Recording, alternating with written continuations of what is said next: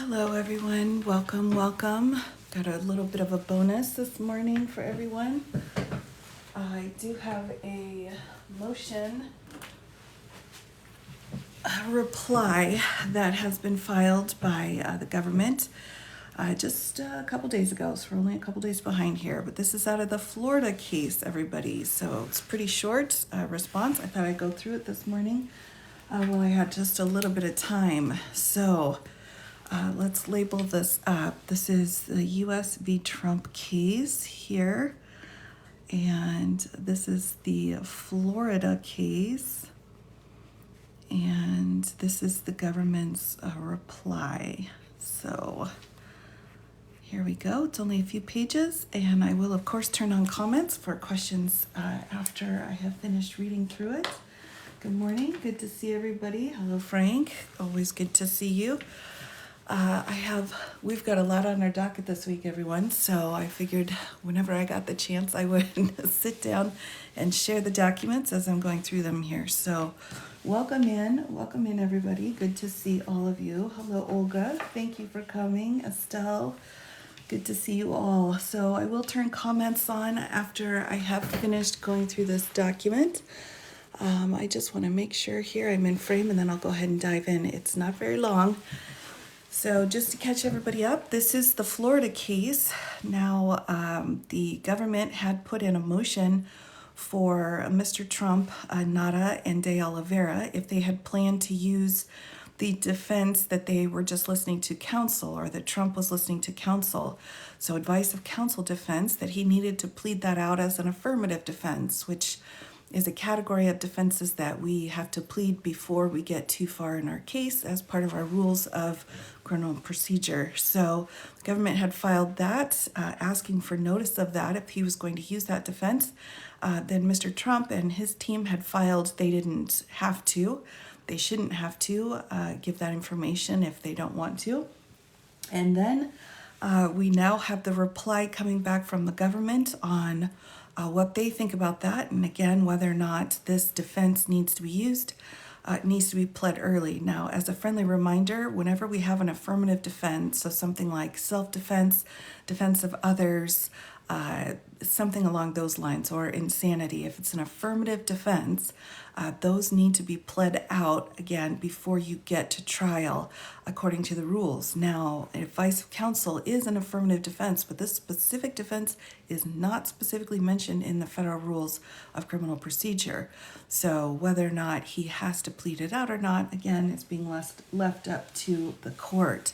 So let me take you through this. And again, once I finish up, I will do a brief Q&A to follow. So here we go.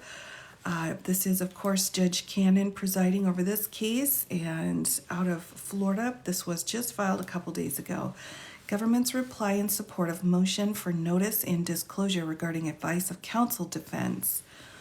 Judges in this district, including this court, have ordered pretrial notice and disclosure regarding an advice of counsel defense in at least 9 cases. We have footnote 1 here. And he is citing each of these cases. We've got Carver, Shapiro, Rosennickels, Nicholos, Ramamurthy, Pisoni, Baczynski, Simsir, Stein, Valero. So we've got 9 cases he's mentioning. Courts have mandated such advance notice because of the delay and inefficiency that would result if defendant does not provide notice and discovery of his communications with attorneys, which form the basis of his anticipated advice of counsel defense, citing Shapiro. The principle of fairness that necessarily follows from the assertion of an advice of counsel defense requires that a defendant must waive privilege over all communication involving the subject matter they intend to use as a basis for their defense, regardless of whether the communication comes from the attorneys, defendants explicitly listed in their notices or wish to select as witnesses, citing the Doherty case. Neither the cases defendant Trump cites in his response nor the discovery-related arguments he makes should dissuade this court from following the weight of precedent in this district regarding pretrial notice and an advice of counsel defense and production of associated communications.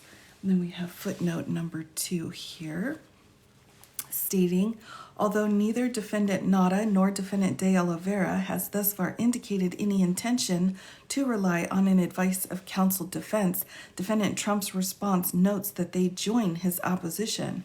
Because that joinder suggests a possible intention to assert the defense, the government requests that the court order the same relief as to them.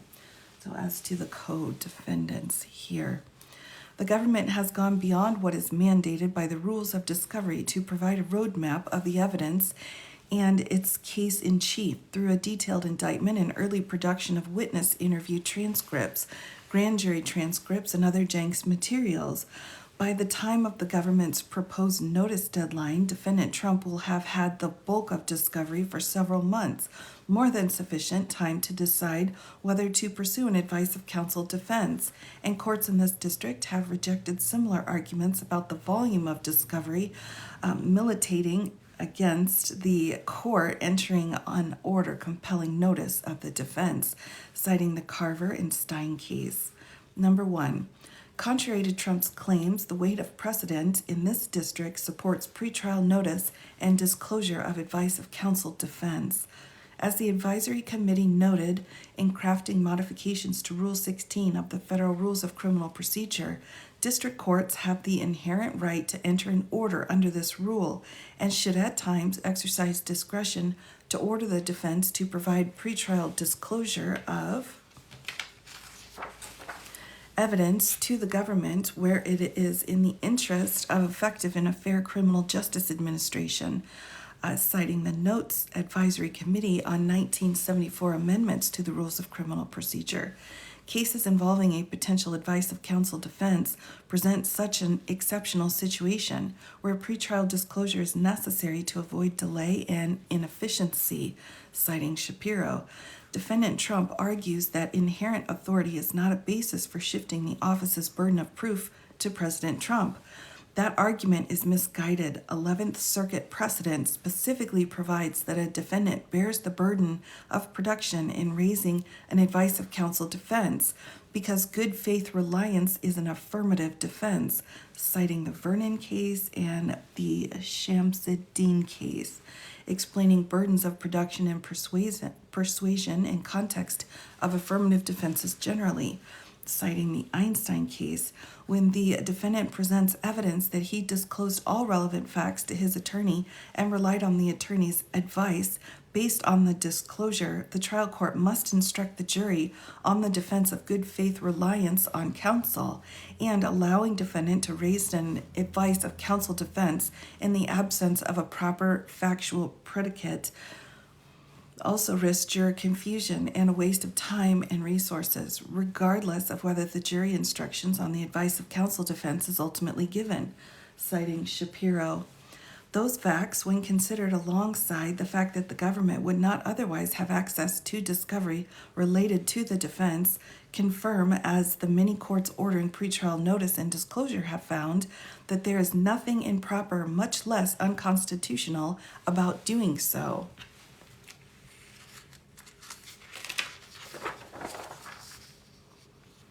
A, the cases defendant cites are not persuasive. Defendant Trump cites to a minority of cases in this district and outside where the district court denied the government's motion for pretrial notice of an advice of counsel defense, but none of them is persuasive. Several of these are cases that other defendants have already cited to this court without success.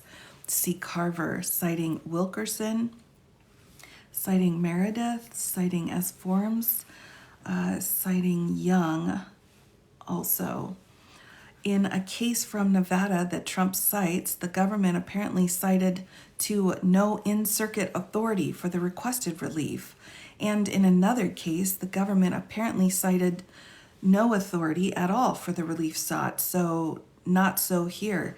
And in another case, Trump cites Although the court did not preclude the defendants from raising the defense solely because the defendants have not thus far notified the government of their intent to do so, the court went on to find it to be in the interest of justice to address this issue pre-trial in the event any defendant intends to raise advice of counsel as a defense, and ordered any such defendant to file a motion 40 days before trial, citing the Crenell case. None of these cases Trump cites impugns the court's discretion under Rule 16 to order the relief sought, or that advice of counsel is an affirmative defense that under 11th Circuit precedent shifts the burden of production to the defense on the subject matter. Whatever lack of consensus there may be among federal courts on the issues fades in view of the weight of precedent in this district favoring pretrial notice in order to protect the fairness and efficiency of trials. Just make sure I'm in frame one last time here. Subsection B. Whether the government already has some relevant attorney-client communications is immaterial. Forecasting a future motion, Defendant Trump claims that the government unlawfully violated his attorney-client privilege by compelling lawyers to testify before a grand jury in the District of Columbia, citing a news article. The allegation of misconduct is false, and the government will address it fully at the appropriate time. Furthermore, Trump's point in raising it here is meritless. His argument is that if the government already has some information about communications relating to an advice of counsel defense, then no notice of defense or disclosure of related materials is necessary or appropriate, labeling government disingenuous for raising the specter of an ambush. But this argument fails based on logic and precedent in this district. First, whether the government may already have some information says nothing about whether Trump will assert the defense at trial. Second, if the defendant opts to pursue an advice of counsel defense, then he waives privilege over all communications with any of his attorneys involving the subject matter he intends to use as a defense, not just the ones that the government may have already acquired, as this court observed in Dougherty. Defendants are not permitted to use the defense as both a sword and a shield by waiving privilege over only favorable communications while keeping any potentially unfavorable communications on the same subject matter shielded from the government's view. By choosing to assert an advice of counsel defense at trial, defendants must waive privilege over all communications involving the subject matter they intend to use as the basis for their defense, regardless of whether the communications come from the attorneys defendants explicitly listed in their notices or wish to select as witnesses.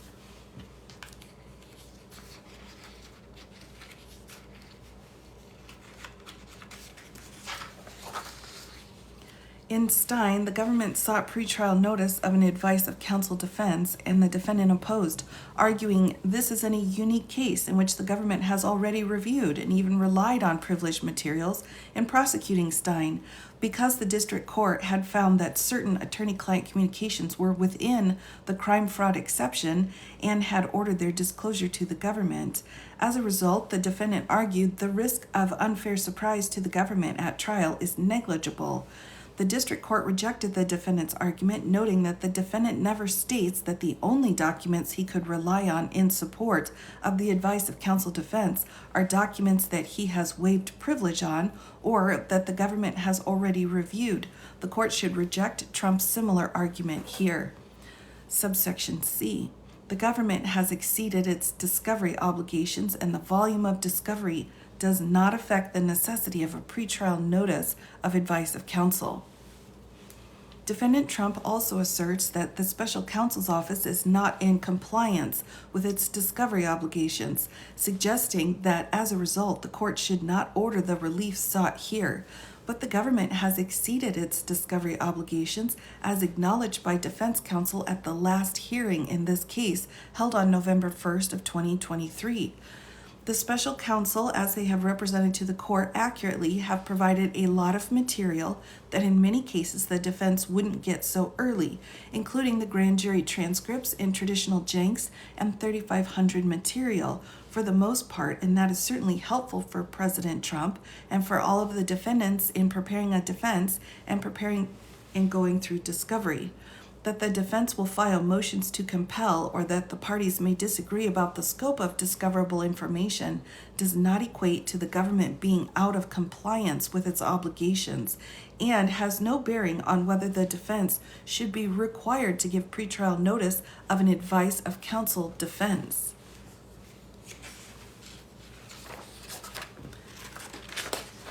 Trump also asserts the volume of discovery in this case militates against requiring pretrial notice of an advice of counsel defense, but courts in this district have rejected nearly identical arguments in cases involving discovery more voluminous than here. In Carver, defense counsel argued that the defendants are not in a position to determine which potential defenses they may pursue at trial until they've had a chance to evaluate the approximately 4.5 million files of discovery produced in this case, some as recently as October 14th of 2022, a mere 2 weeks ago. Citing Carver, in Stein, defense counsel had received in discovery over 2.4 million files and claimed that Stein should not be compelled to make such disclosure or to produce any reciprocal discovery in support until the government produces all its discovery. Another sizable production was received this week, and until the court rules on the pretrial motions that challenge the government's theory of prosecution. Rules on the proposed instructions of law that would present this defense to the jury, and rules on the admissibility of documents that would support the defense. In both cases, the court granted the government's motion over the defendant's objections. Here, neither the volume nor the timing of discovery provides cause to deviate from the district's practice of requiring pretrial notice of an advice of counsel defense. Number 2. 60 days notice is reasonable in light of precedent in this district and the circumstances of this case. Defendant Trump asserts that not a single case cited by special counsel's office involved the amount of advance notice they are seeking. That is untrue, and several cases in this district involving complex litigation have required the defense to provide notice of advice of counsel defense and related discovery more than a month before trial. In Rusinicolas, the court ordered the defense to 1. Notify the government of its intent to rely on an advice of counsel defense, 2. Identify all attorneys who purportedly offered advice to the defendant, and 3. Waive privilege over and produce all communications with such attorneys to the government, all 4 months before trial. Setting trial date here, and then an order regarding notice and production. When the court continued the trial by 2 months and the defense sought to move its deadline, the court declined the request, thereby requiring compliance 6 months before trial. In Pisoni, the court ordered production of all documents defendants intend to use at trial to support their advice of counsel defense 65 days before trial.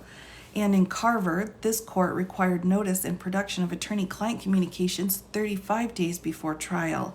See also Sincere as well.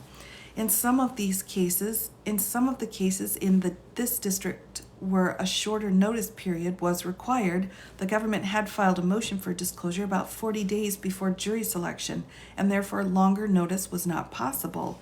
This is part of the reason for the timing of the government's request here, but it also illustrates a larger point.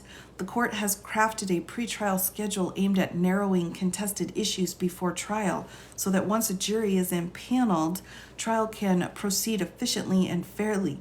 Early notice is consistent with the schedule and its purpose, avoiding unnecessary delays during trial or rushed decisions because a jury is impaneled underlie courts' rationale authorizing pretrial notice and disclosure in the first place.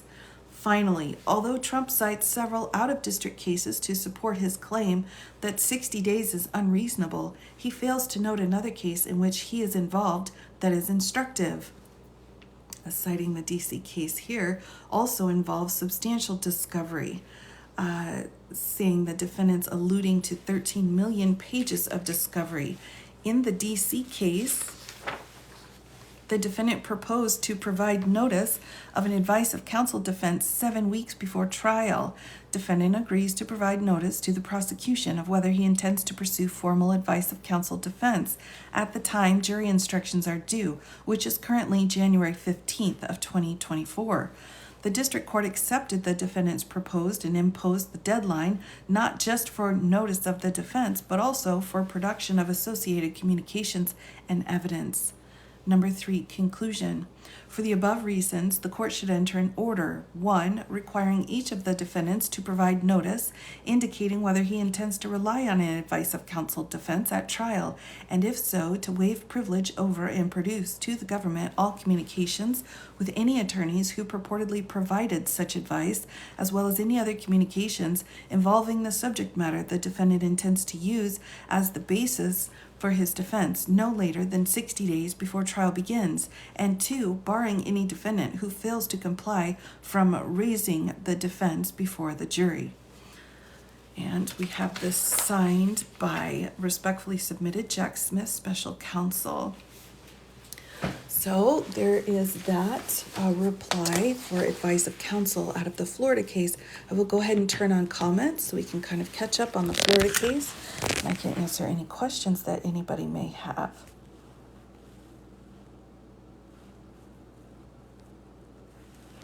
There we go. Good morning, everyone. Good morning. Hello. I'm a bit early today, but had the time, so came on when I could. Good morning. Good morning. Good morning, Frank. Hello. Good morning, Daisy. Good morning, everyone. Good to see you. Thank you for going through this. Absolutely. It sounds reasonable, but why would a judge deny it? Excellent question.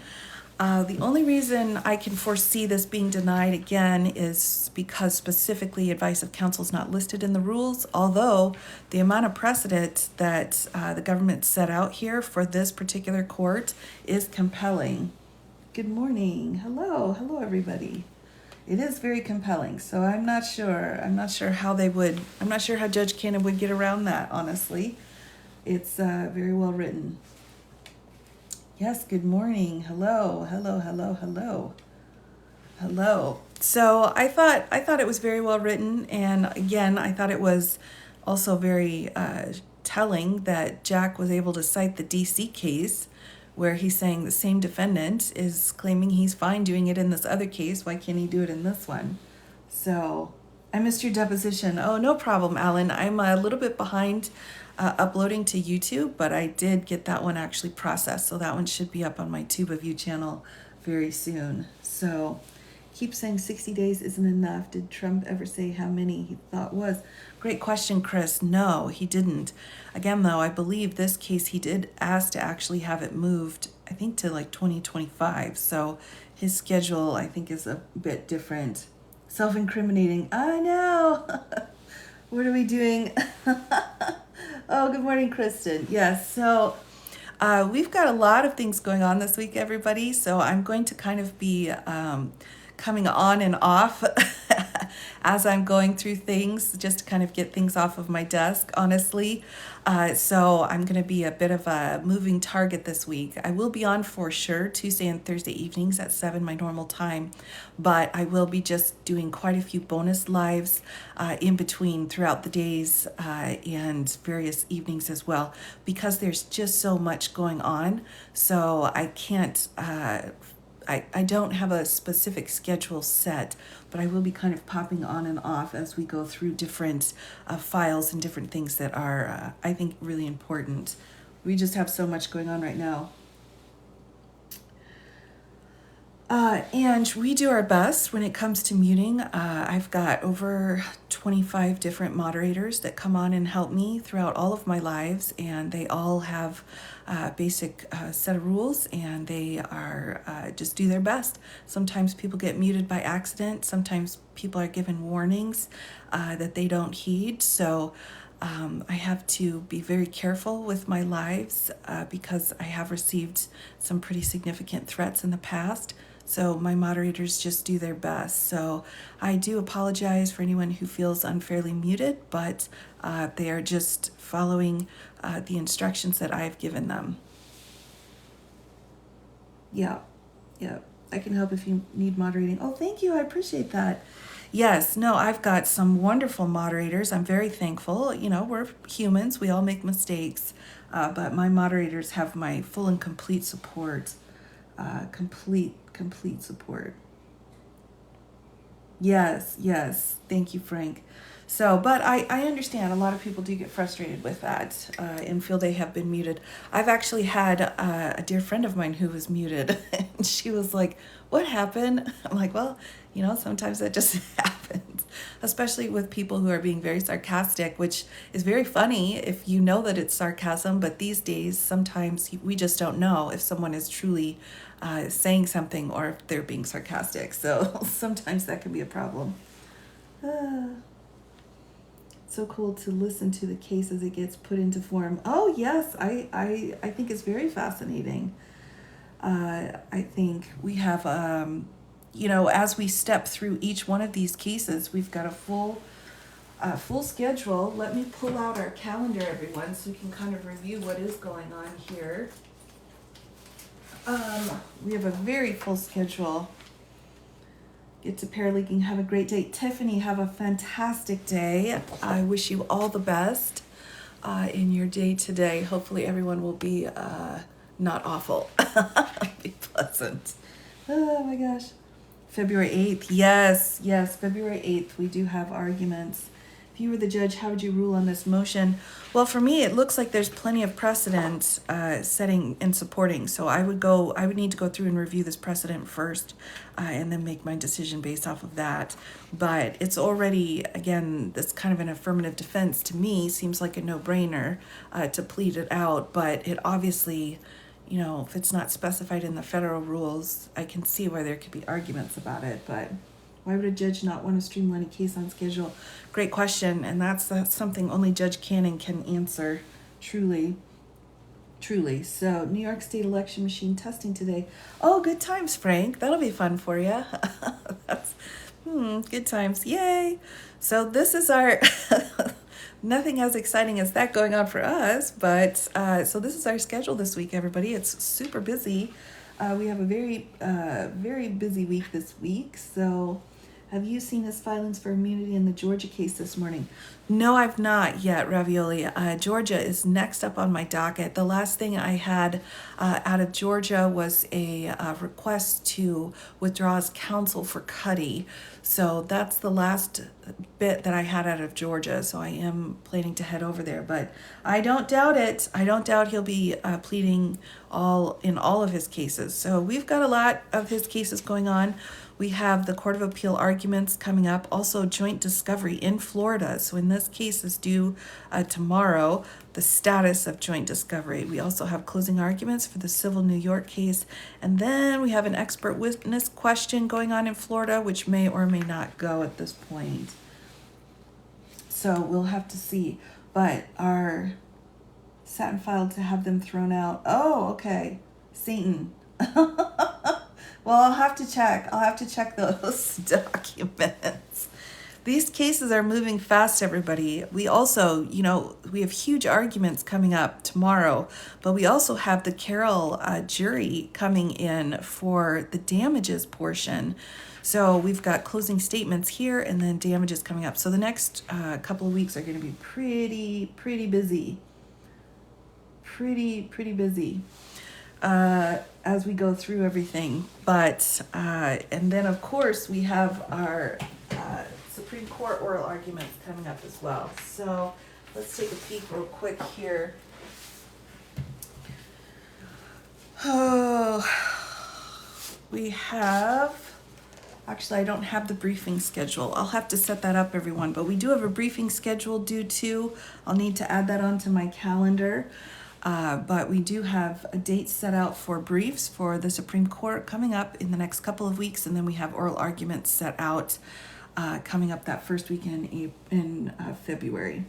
Attending the appeals court hearing tomorrow. You think so? Really, Lisa? Really? Okay, well, that's very interesting. I'm hoping that they will they will go live. Now, when we had the last Court of Appeals out of the DC Circuit, when we had the last arguments, they did stream those. I mean, they didn't have video, but they had live audio. So I'm hoping they do the same. He is. Okay, okay. Looks like Trump needs to call. Well, we'll see. Oh my goodness.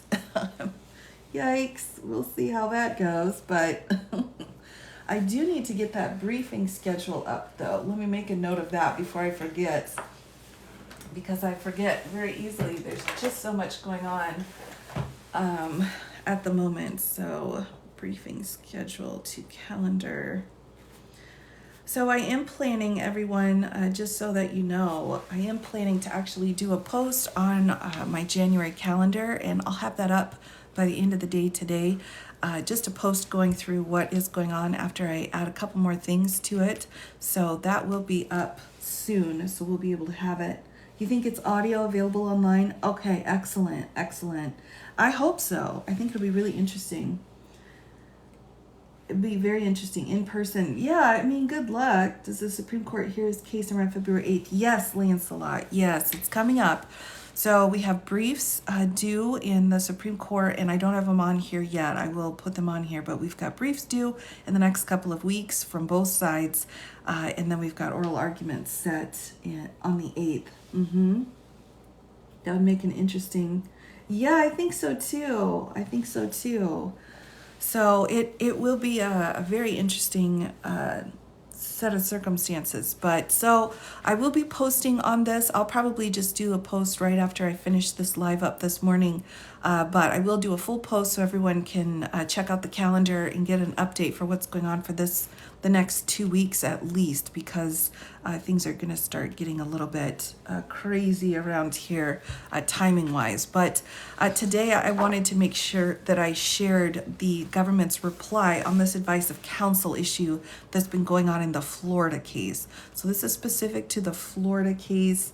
It was filed on the 5th, so we're pretty much caught up. I think this was the last bit that I needed to catch everybody up on.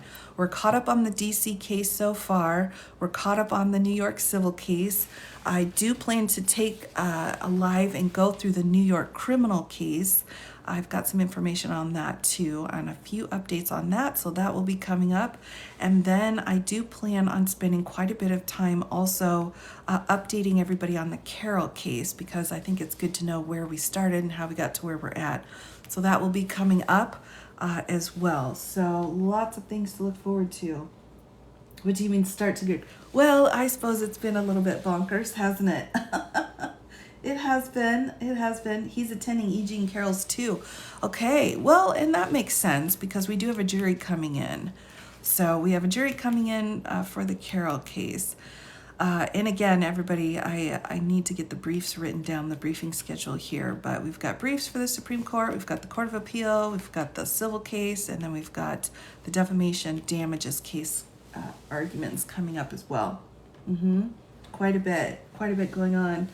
So I will be kind of popping on and off throughout the next few days. I will be on Tuesday and Thursday, 7 o'clock Central. For sure, I can guarantee you those 2 times. So let's just put that here. So on Tuesday and Thursday, I will guarantee you 7 p.m. Central. But other than that, I will be just doing bonus lives probably multiple times a day throughout the next few days as I come across these different pieces that I need to kind of share in order to get us ready for the next couple of weeks. So I'll be kind of coming in and out, so make sure that you've got your notifications. Your jewelry's amazing. Oh, thank you. Thank you so much. I appreciate that. Yes, I've got my winter ring going today. So did Pearl forgive you for taking her to the vet? No, she did not. She has not forgiven me. She's quite put out still. Although this time, this is how I was able to keep her off today. I have a water bottle guarding my little station here so she doesn't jump up. Oh my goodness. Oh my gosh. The news about Georgia immunity just came up. Yeah, good Good question. I will be doing an update on Georgia very soon. Your nails are great. Oh, thank you. Thank you so much. Yeah, I've got this. I'll probably have this set on for a couple of days, I'm thinking. So it's been pretty fun. Tinfoil. Yes, I have tinfoil. I do have some of that around, so I need to get better at utilizing it. I'm not fully utilizing all of my tools in my toolbox here. Not the water. I know. Jet setting. You know, at this point, I just have to show her the bottle, and she'll run away. Oh my goodness. So we'll get there. We'll get there. Now, as for my schedule, I do need to do an update on the Georgia case. So I do plan on doing a live on that very soon. Maybe another one today or tomorrow morning. We'll see how things shake out. But I will be doing an update out of Georgia. Also, we've got updates on the 14th Amendment cases, everyone. So I'll be doing a few short updates on those as well. So it's just kind of getting to be... for me to show the documents I'm starting to find a different routine being able to show them, I guess, on my computer. They're posting that way, which is a little bit easier, but honestly it's the best for me to just come on live and explain it rather than try to get a post up and through the process. So for some reason it just takes forever to get some of these posts with paperwork up and posted. So we'll have to see. Georgia is on my mind. It certainly is. It really is. Hello, Deborah. Hello. Yes, welcome. Last time I took my cat to the vet, she hid all of my hair ties. Well, there have been some casualties. I did lose a quilt. There was a quilt loss. So have a great day, everyone. Wish you luck. Oh, good luck, Frank. You know, thank you for fighting the good fight and doing what's so important, very important work that you're doing. I appreciate it. Use treats. I do, but at certain points she's like, I'm done with the treats. Not the quilt. Yes, I lost a quilt, but it's okay. I have more. Oh, yes. So we'll see. We'll see how it goes. Oh, my goodness gracious. My goodness. All right, everyone. So that's really all I've got for this morning, for this real quick live. This was just a quick update out of the Florida case. A lot of people had been asking about what had been going on in Florida. So that's the latest file that we've got in Florida. The most recent order was setting out allowances for 2 people to have electronic devices in the courtroom. That was Judge Cannon's most recent order, so it was pretty minimal. So that wasn't too big of a deal at this point. So I will, you're welcome. Yes, thanks for the heads up. Absolutely, everybody. So again, I will be kind of coming on and off over the next few days for lots of bonuses to give updates on what's going on, but I will for sure be back 7 p.m. Tuesday and Thursday this week Central Time. So with that, everyone, I will go ahead and sign off for now, but with the caveat that I will be back to update everyone as we kind of get the new updates. So take care, everyone, and I wish you a great rest of your day. Maybe I'll see you later, or maybe I'll see you tomorrow. So we'll see what happens. Take care, everyone.